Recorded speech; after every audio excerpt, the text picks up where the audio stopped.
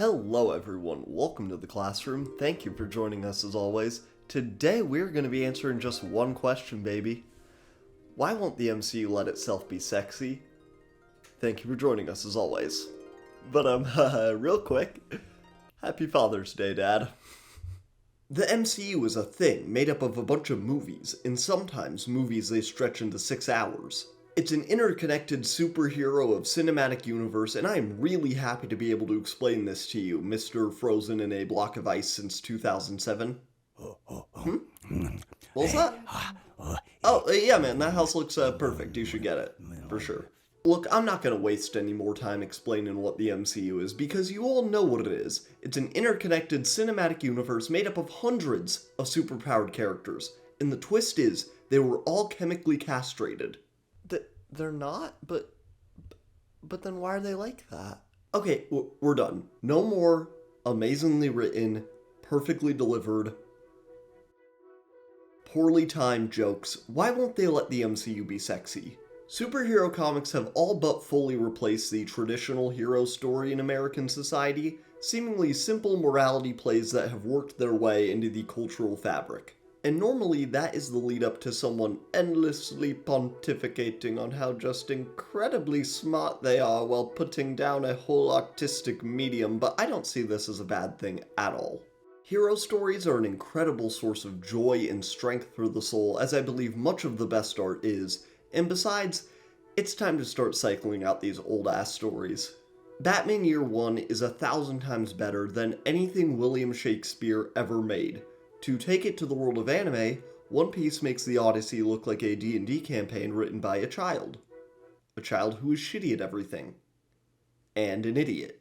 But as the central part of the hero story, the hero has to be basically perfect. They gotta be strong, smart, hot, kind, charismatic, moves on very quickly from the death of loved ones, susceptible to cloning, your basic hero traits. But to be fair, a lot of these traits, like not wanting to kill people, just come from the Comics Code Authority, which luckily is long gone.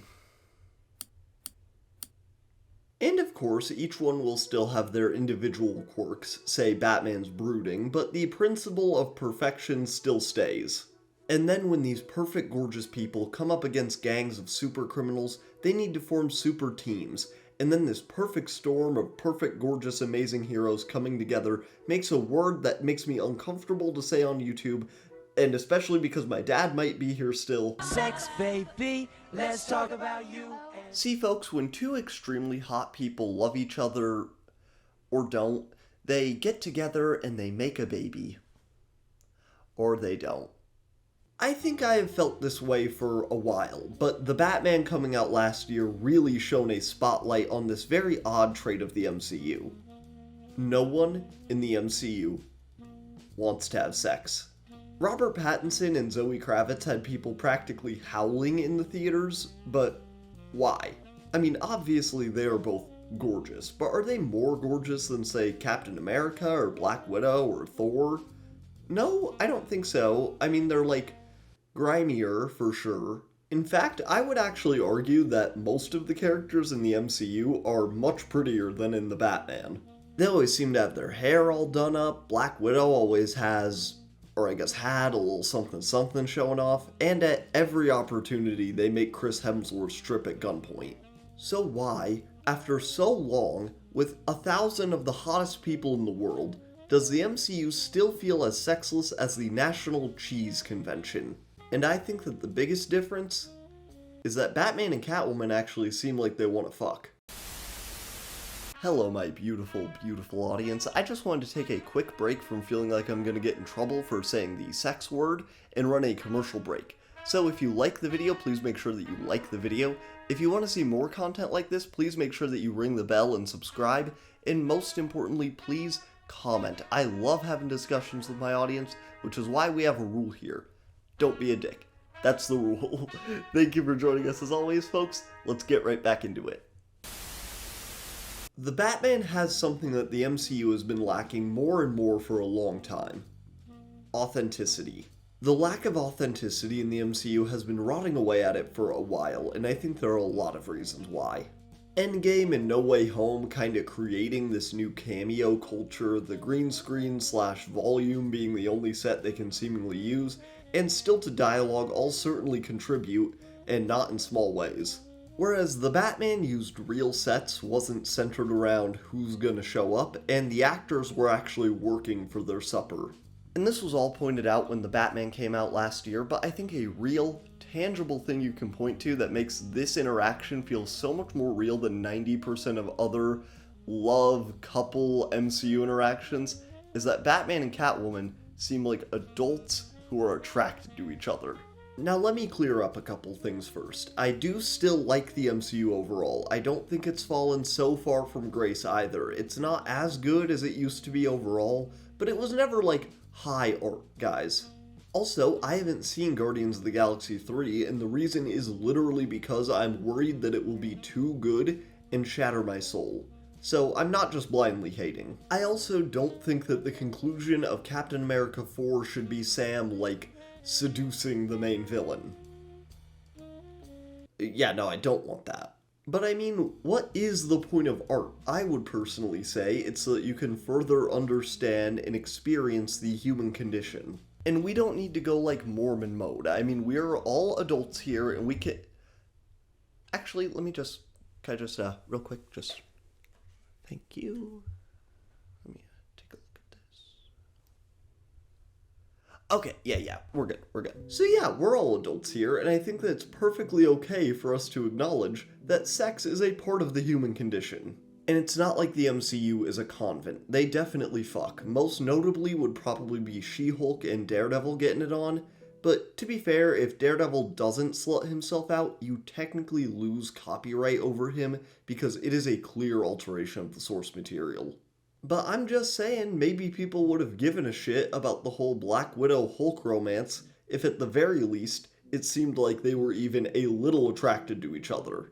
But we only ever see them and other MCU pairings vaguely like each other, in a way that makes it seem like they want to be like really close roommates, not adults who are attracted to each other who want to date.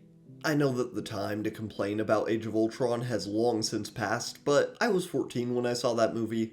It's my turn. These characters only look at each other with the kind of detached attraction you have to an Instagram model. You're attracted to them, sure, but you are completely unable to do a single real thing about it. And I'm not saying that we need to film hardcore pornography for Ant-Man 4, but we have a lot of wiggle room before then. There is no official word on Spider-Man 4 thus far, though recently Tom Holland pulled the "if it's good, I'll do it" card, but like, unless Sony and Disney have begun to despise money and making it, there is gonna be a Spider-Man 4. Spider-Man's college years are a great opportunity to expand his supporting cast, and one character fans have been foaming at the pants for is Felicia Hardy, aka Black Cat, aka basically Catwoman. How convenient for us. Now personally, for me, I always prefer when they actually do just sleep with each other, but I don't read my Spidey comics for any of that, like, kiddie bullshit. But if you wanted to make the MCU seem a little more human again while staying as close to PG as PG-13 will allow you, you could at least have Spider-Man call her hot. As I said earlier, and I really do believe this, one of the most important points of art is so that you can further understand and experience the human condition. And if you're gonna tell me that a college freshman with literally no friends would see this woman and not at least say that she's hot, you are out of your fucking mind. You're living in a dream world! Now obviously, just some more sex is not going to fix all the issues with the MCU. More sex doesn't even fix most marriages, and this is way more important than that, so. But between the weird-ass green screens, the ropier and ropier special effects, and audiences being cold more and more, we really don't need the MCU to continue implementing this weird, resurrected version of the Comics Code Authority. I think that turning these characters from extremely sexy mannequins to at least extremely sexy mannequins who have gained the mortal sin of lust could help a bit. This is probably not the critique of the MCU expected to see today, but I think that it is a real and valid one that has gone unaddressed for far too long. But that is the video for today, folks. Thank you so much for joining us as always. I will see you next week. Have a good one. Goodbye.